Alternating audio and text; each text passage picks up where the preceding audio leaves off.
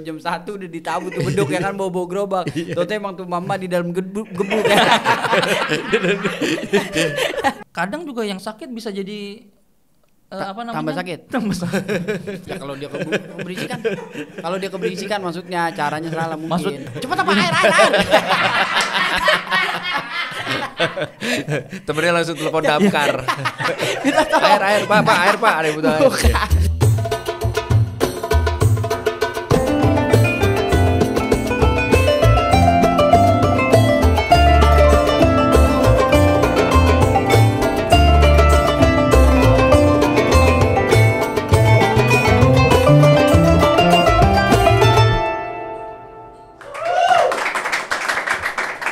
Assalamualaikum warahmatullahi wabarakatuh. Waalaikumsalam warahmatullahi wabarakatuh. Ketemu lagi dengan kita bertiga, saya Wendy, ada Ustadz Amrullah dan juga Pak Januri. Melengkung tuh ya. Januri. Biar kelihatan orang liwat. Januri. Iya. Kita bakal ngebahas hal-hal seputar Ramadan nih, yang mungkin relate sama kalian semua yang ada di rumah, dan mungkin kalian relate sama lagu ini. Bangunin sahur diomelin, gak dibangunin kesiangan. Pusing.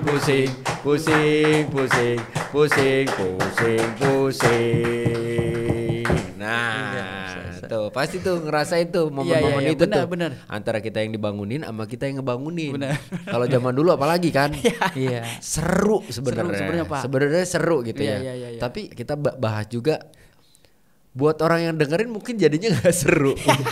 Mungkin ya. Ada beberapa. Iya, karena mungkin kita nggak pernah tahu juga di rumah itu ada yang lagi sakit kah? Betul. Ada anak kecil kah? Betul. Anak kecil sakit juga misalkan gitu. Itu udah harus kita pahami juga kondisi-kondisi seperti itu gitu. Jangan sampai misalkan gitu ada niatnya mau ngebangunin sahur, tapi niatnya ya namanya masih muda kan semangat ya. Iya, semangat. Bawa gerobak nih udah mau beduk gitu. Iya. Padahal baru jam 1 gitu. Iya. Tapi di tengah jalan gitu ada yang iseng ditabuh gitu. Terus dimarahin sama emak-emak gitu. Tong, jangan ngapa sih baru jam 1 ini gitu. Padahal mah niatnya nanti ngebanguninnya gitu. Benar, soalnya kan ya jangan sampai gitu ya. Lu jam 1 udah ditabu tuh beduk ya kan bawa gerobak. Tuh emang tuh mama di dalam gebuk ya.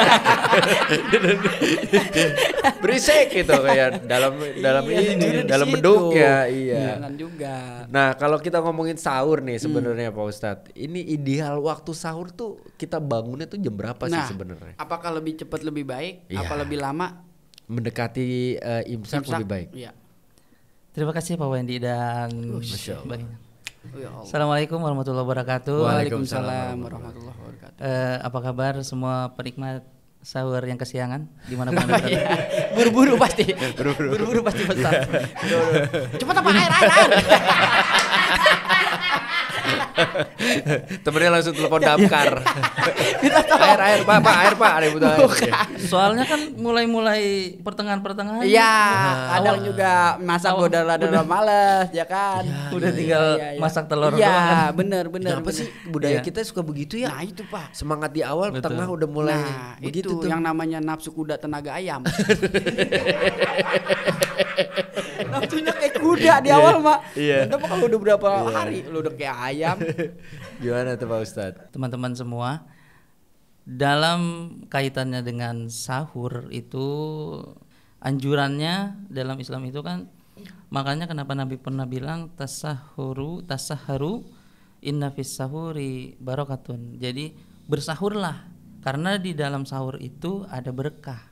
Nah, makanya kenapa setiap yang melaksanakan puasa itu dianjurkan harus sahur terlebih dahulu. Karena bahkan gini, tidak dianjurkan ya. Jadi memang tidak ada kewajiban memang di situ, tapi dianjurkan karena sahur itu mengandung berkah di dalamnya gitu. Bagaimana dengan fenomena yang sekarang bangunin sahur ada yang jam 12. Iya.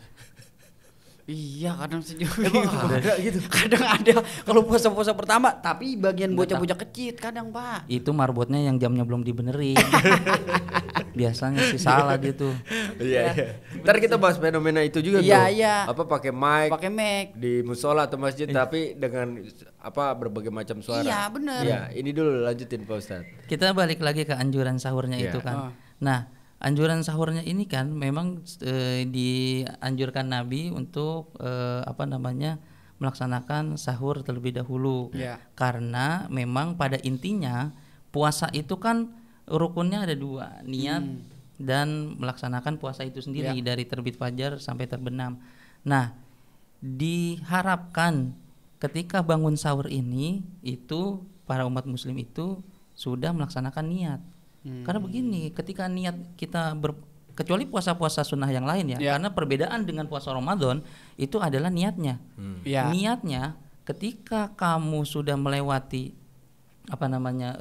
terbit fajar itu sudah tidak sah Sahurnya. Iya, makanya kenapa kita sehabis tarawih itu nih ulama-ulama kita di Indonesia nih pasti setelah selesai tarawih langsung baca niat bareng-bareng. Ya. Nah, diharapkan tuh itu biar kita tuh tidak lupa melaksanakan niat. Oh, biar bangun udah tinggal sahurnya. Itu karena kita udah niat dari awalnya. Nawaitu saumal godin, kan godin besok. Iya. Begitu. Nah, terlebih lagi udah dianjurkan niat dilaksanakan niat itu ketika tarawihnya. Kita kadang di TV itu kan ya suka sekarang tuh sebelum azan subuh itu kan suka didengarkan juga tuh. Sekarang dengan lagu-lagu segala macam dah tuh niat puasanya. Kayak gitu. Jadi perbedaannya niat puasa Ramadan dengan puasa di luar Ramadan tuh karena itu. Jadi jangan sampai kita di dalam puasa Ramadan itu niatnya terlewat. Makanya sekalian dianjurkan kita sahur itu di dalamnya sekaligus kita niat juga. Kalau misalnya pas tarawihnya itu kita belum baca niat. Itu tadi pertanyaan saya sebenarnya jam ideal tuh jam berapa Pak Ustadz? Apakah awal atau mendekati imsak? Nah, awalnya jam berapa dah kira-kira? Kan begini, patokan sahur di waktu kita nih di orang-orang Indonesia. Itu kan antara jam 3 atau jam 4 ya. Gitu kan. Nah, para ustadz-ustadz kita, kiai-kiai kita terdahulu membuat ada yang namanya kan jadwal imsakiyah tuh. Ya kan, betul. Makanya ada jadwal imsakiyah tuh selama 1 bulan penuh. Kalau anjuran untuk sahurnya lebih baik mengakhirkan sahur. Berarti mendekati imsak. Mendekati azan. Oh, mendekati azan. Iya. Kan begini, jangan disalahartikan. Imsak itu kan menahan. Bukan berarti setelah imsak dia itu nggak boleh makan dan minum ya. Gitu. Masih boleh. Masih boleh. Kan jarak kalau imsakiyah kita itu kan imsak jarak dari imsak ke azan itu 10 menit. 10 menit. Kalau nggak salah ya. Betul. 10 menit imsak, setelah itu tuh baru ada azan. niat yang nawaitu itu. Nah, setelah imsak itu kita masih diperbolehkan untuk makan, minum, nggak apa-apa. Cuma balik lagi tadi, karena mungkin kiai-kiai kita, ustadz-ustadz kita nih terdahulu tahu nih karakter, sering kelolosan gitu. Iya. Nggak tahu nih, tiba-tiba udah azan. Iya. Sebenarnya buat mencegah kita biar kagak begitu ya. Iya, betul. Karena kan dianjurkannya itu kan mengakhirkan sahur dan segerakan berbuka begitu. Ibarat kata nih kalau imsak tuh lampu kuning, azan tuh lampu merah. Gitu. Jadi kalau udah imsak ya kalau mau makan mau minum benar-benar berhitung jamnya, berhitung waktunya juga. Hati-hati gitu, jangan kasihkan tahu-tahu maghrib aja. Bosan lama amat makan. Asik malah sendiri ya. Itu yang namanya kelolosan tuh. Sampai kelewatan sampai maghrib. Ya makanya gue pribadi tuh kadang-kadang yang ya itu masih suka bertanya-tanya gitu. Makanya alhamdulillah Allah kasih rezeki kita bikin konten kayak gini nih, jadi ada ilmu yang gue dapet gitu. Kan ada baiknya ketika kita bertemu dengan orang gitu kan, kita mengosongkan gelas kita ibarat kata gitu, biar orang yang kita temui mengisi gelas kita dengan entah air yang bagus atau air yang buruk, lalu kita bisa menilai gitu.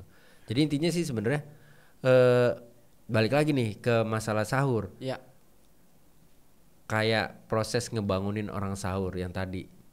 Ketika misalkan niat kita membangunkan orang sahur supaya mereka tidak terlewat sahurnya, tapi ternyata ada efek di balik itu, orang menjadi kesal, orang menjadi marah. Apa yang kita dapatkan sebagai orang yang membangunkan sahur? Nah, balik lagi tuh, tadi kan esensi dalam sahur itu kan kita mau ngarepin berkahnya Pak Wendy gitu. Dan tradisi budaya kita di Indonesia ini untuk membangunkan sahur itu banyak sudah ada mungkin dari zaman dahulu kan gitu. Nah, budaya-budaya yang masih ada sampai saat ini kan walaupun terjadi masih ada pro dan kontra, betul. tapi menurut saya emang masih banyak lah yang pro lah, maksudnya mendukung. Aja. Nah, sebenarnya kaitan membangunkan sahur itu kan dengan niat kita untuk membangunkan sahur itu kan, niat kita tuh kan memang awalnya udah baik tuh dicatatnya tuh kan untuk membangunkan sahur. Mengingatkan juga ini udah waktunya sahur. Betul, tapi ketika ada yang merasa terganggu, sakit dan segala macam, udah nggak dapet tuh berkahannya tuh. Kan kita nyari sahurnya itu kan nyari berkahnya tuh. Makanya di lingkungan itu kan sebelum kita melaksanakan kegiatan tradisi bangun sahur itu yang biasa itu dimulai pokoknya paling minim banget tuh jam 2 tuh biasanya tuh. Mungkin kan ada beberapa tetangga bisa maksudnya kan bilang tuh ke RT anak saya lagi sakit. Oh, dari warganya yang ngebangunin ya? Iya, karena begini, jangan sampai satu yang tradisi ini tuh baik, maksudnya kita bukan tidak membolehkan, tradisi ini tuh baik karena niat mereka itu kan untuk membangunkan sahur dan ajang silaturahmi juga yang tadinya misalnya anak muda nggak pernah berkumpul akhirnya gitu jadi kumpul bareng gitu dengan konsep-konsep yang dibenarkan tapi keliling sahur dengan nada yang baik kan sekarang udah banyak tuh konsep-konsep bangunin sahur ada yang pakai nyanyi gitu ya kan kadang juga yang sakit bisa jadi tambah sakit. Ya kalau dia keberisikan maksudnya caranya salah mungkin. Tapi kan dari sisi positif dan aura positifnya tuh sepertinya kan ya bisa jadi sembuh karena terhibur. Iya gitu. Masa orang tambah sakit. Siapa tuh? Di kuping kan nggak boleh. Iya. Ya ada positifnya dah gitu ya buat yang misalnya sakit jadi sembuh. Jadi sebenarnya gini, kalau selama masih lebih banyak manfaatnya daripada mudorotnya sebenarnya bener. Semua masih bisa masih bisa dikondisikan lah ya ibaratnya. Bener. Ya kalau perlu ibarat kata nih, kalau warganya nggak mau nginformasiin minimal yang bertugas untuk membangunkan sahur cari informasi. Cari tahu tuh. Sebenarnya ngebangunin budaya membangunkan sahur secara jamaah nih, rame-rame nih menurut gua. Sebenarnya yang dibangunin tuh bukan khususnya yang sahur, tapi justru yang dibangunin tuh emak-emak menurut gua. Benar, karena buat dimasak benar. Iya. Karena kan yang nyiapin tuh emak-emak, ibu kita gitu, orang-orang di rumah kita yang memang bertugas untuk menyiapkan makanan sahur gitu. Kalau kita mah biasanya juga kalau kita masih kecil mungkin kita ikut keliling gitu. Tapi kalau misalkan enggak, pasti kita juga tetap akan tidur. Dibanguninnya ntar ya pas udah mendekati, udah mateng makanan gitu. Yang bangunin juga kadang lewat speaker sadar juga harusnya. Iya. Kalau emang suaranya dia nggak bagus, jangan. Iya, bener tapi sahur. Iya. No. Intinya konsep membangunkan sahurnya itu harus dimulai dari bareng-bareng gitu. Kalau emang dirasa ini kayaknya mengganggu banget nih, jangan ganti konsep yang lain kan gitu. Tapi kadang emang ada beberapa orang yang belum terbiasa Pak. Misalnya dia tinggal selama ini misalnya di lingkungan yang nggak pernah ada bangunin sahur, Ya. terus dia pindah ke lingkungan yang tiap tahunnya tuh ada. Iya. Kadang dia bisa kaget terus marah, kadang Betul. ada juga. Karena mungkin awalnya tinggal di komplek. Iya. Kalau di komplek kan jarang. Jarang Pak. Bahkan cenderung nggak ada Nggak tuh. ada. Iya kan. Nah kalau kayak di perkampungan Nah. atau di daerah-daerah bukan apa daerah kota tapi bukan komplek, Ya. biasanya suka ada tuh. Suka ada. Gitu. Ya itu namanya pasti culture shock tuh terjadi Nah, gitu. itu yang kudu ngalah kira-kira siapa Ustadz? Orang yang baru pindah apa orang yang sering bangunin sahur? Kan kalau bicara kultur balik lagi dia kan misalnya orang baru nih, Ya. kan nggak Tamu lah ibaratnya. tamu lah gitu ya. Dengan kultur yang ada di sini ketika bulan puasa nih dia bagaimana nih kan ketemu RT dulu misalnya kan begitu dia patut nanyain itu juga harusnya ya harusnya sih kalau misalnya sudah terjadi Ya. misalnya kalau sudah terjadi misalnya marah-marah dan segala macem banyaklah fenomena yang kayak begitu ya. Ya diambil apa namanya jalan tengahnya aja baiknya. Kalau memang masih bisa diizinkan Ya. untuk sahur, maksudnya dia dalam hal apa nih? Dia terganggunya, apakah suara keberisikannya? Ya udah bisa, gak usah Ya. lewat situ. Oh gitu iya, kan. lewat Intinya situ banyak kita diem ya. Iya. Ya. Intinya jangan sampai isi dari keberkahan sahurnya itu hilang. Takutnya harusnya kita mendapatkan berkah jadi sumpah caci maki dan segala macam. Iya. Kan itu jadi nggak bagus. Tapi kan yang ditakut misalnya nih, saya yang sering bangunin sahur, terus ada orang baru, terus dia marah karena keberisikan. Oke, besoknya kita lewat situ, kita nggak berisik, kita lewat aja. Terus dia marah lagi. Kenapa? Lah saya nggak bangun gara-gara nggak dibangunin. Mau lu apa gitu, tinggal balikin. Ya kan? Atau gini Pak Ustadz, tadi Pak Ustadz ngomong misalkan kita bangunin sahur berisik, Ya. terus keganggu gitu, terus akhirnya ngobrol komunikasi, coba ambil jalan tengah. Ya. Begitu kita coba ambil jalan tengah, tetap dimarahin orang gimana? Lah emang apa? Lah kita ngambil jalan tengah, orang mau lewat kagak bisa. Bukan itu maksudnya, itu ngalangin namanya. Kalau itu ngalangin. Pikir toh ngapain lu di tengah gitu. Bukan itu. Maksudnya jalan yang baiknya Oh, iya, gitu, iya, jalan iya. Mufakat solusinya, lah ya, solusi. solusinya. Iya, iya, iya. Pak Ustadz juga sih. Iya. Pak Ustadz. Enggak kayak pos ronda aja dijadwalin. Iya Ya, benar, kalau nggak benar. dijadwalin ya betul. Jadi orang nggak kaget. Ya. Ada juga fenomena tentang sahur on the road. Nah, Ya. benar. Yang dulu-dulu sempat bagus sebenarnya. Iya, sempat aktif gitu Pak tiap Hype tahun gitu. Ya balik lagi ya, niat awalnya kan sebenarnya baik ya, Ya. untuk berbagi. Berbagi emang. Sampai akhirnya kemudian dilarang karena satu dan lain hal lah gitu. Nah, menyikapi hal-hal yang awalnya niatnya baik. Tapi berkembang menjadi fenomena-fenomena yang orang-orang akhirnya jadi melihat bahwa ngapain sih pakai begitu-begituan, jadi ganggu tahu misalkan gitu. Itu gimana Pak Ustadz sebenarnya? Ya, terkait dengan fenomena sahur on the road, sebenarnya ini konsepnya sama dengan buka puasa bersama ya. Ya. Ya. Ajangnya ingin kumpul, silaturahmi, berbagi dengan sesama. Cuma kadang ada beberapa memang apa namanya yang kita niat baik, akhirnya di jalan kita menemukan hal-hal yang tidak diinginkan karena Ya. kan posisinya itu kan sahur itu kan malam ya. Jadi hal-hal yang rawan mungkin masih bisa terjadi. Makanya kenapa dalam hal ini mungkin ada beberapa di daerah, mungkin belum nggak semua ya kayaknya, tapi di beberapa daerah sih masih ada yang kapasitasnya mungkin keamanan kondisinya itu masih bisa diatasi kondisiin gitu. Ya. Tapi esensi untuk tetap berbaginya itu dalam sahurnya itu tetap ada. Cuma karena kita lihat baik lagi kalau kata Pak Wendy mudorotnya atau banyak baiknya nih. Nah, Gitu. Karena kan di satu daerah dengan daerah yang lain kan berbeda kerawanannya. Gitu. Tapi Pak Ustadz nih, kadang kan sahur on the road itu kan kayak misalnya rumah saya di sini, Ya. terus saya berbaginya di daerah misalnya Kebon Jeruk. Ya. Tapi kan kita diajarin kalau berbagi itu buat yang deket-deket dulu. Nah itu gimana Pak Ustadz? Nah itu makanya sahur on the road itu kan esensinya itu kan berbagi. Kadang salah kaprah diartikan itu sahur on the road ya yang jauh-jauh terlebih dahulu. Nah itu. Nah yang sebenarnya yang dekat-dekat terlebih dahulu nih kerabat-kerabat dekat, tetangga yang memang masih membutuhkan itu. Jadi yang lingkungan kita terlebih dahulu kita kita ajak berbagi baru kita Keluar keluar gitu ya. gitu. Betul, itu seperti itu. Tapi emang yang keseringan tuh gitu, Pak. Iya. Rumah di mana, baginya di mana? Iya, dan ini cuma saran dong ya buat Iya. kalian semua ya yang masih mau mengadakan sahur on the road, ya dipikirkan baik-baik ya, karena kalau menurut gue sahur on the road tuh biayanya mahal. Betul. Karena kalau mau biaya yang lebih murah, sahur off the road. Ya. Kalau on the road kan biasa lebih mahal, ada pajak biaya balik namanya. Kalau off the road kan kagak, jatuhnya sahurnya bodong. Bodoh amat. Assalamualaikum warahmatullahi wabarakatuh. Waalaikumsalam. Terima kasih Pak Ustaz.